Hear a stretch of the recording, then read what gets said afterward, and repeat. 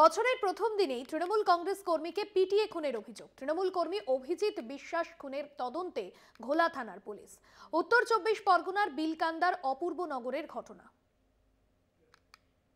তৃণমূল কর্মীকে পিটিয়ে খুনের অভিযোগ, প্রতিহিংসা না গোষ্ঠীদ্বন্দ্ব, তদন্তে ঘোলা থানার পুলিশ।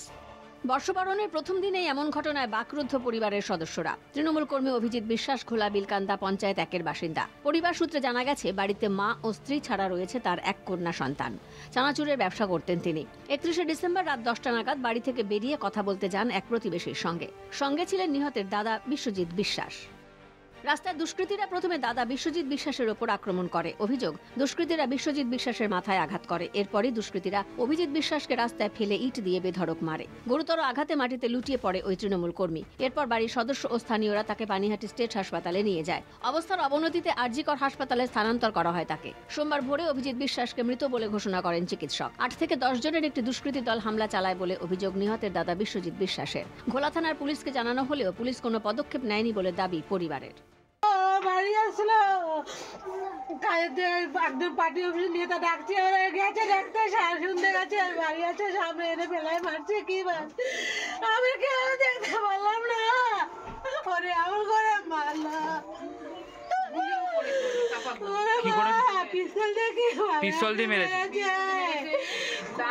পুরো দেখলে গেছে, দাঁত মার সব ভরে গেছে। করছিল সেই ওরা টাকা চাইছিল, টাকা দেয়নি বলে ওদের পরে এই হুজুতির।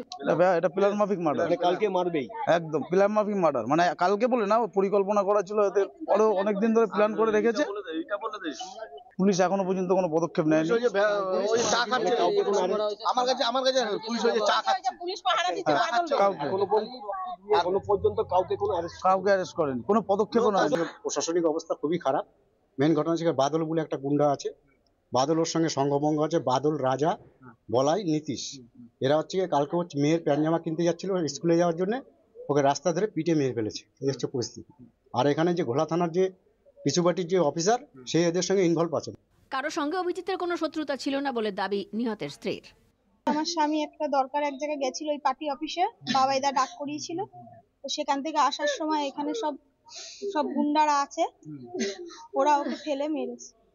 এলাকায় দুষ্কৃতীদের বাড়বাড়ন্তে আতঙ্কিত বাসিন্দারা। প্রশাসনের হস্তক্ষেপের দাবি।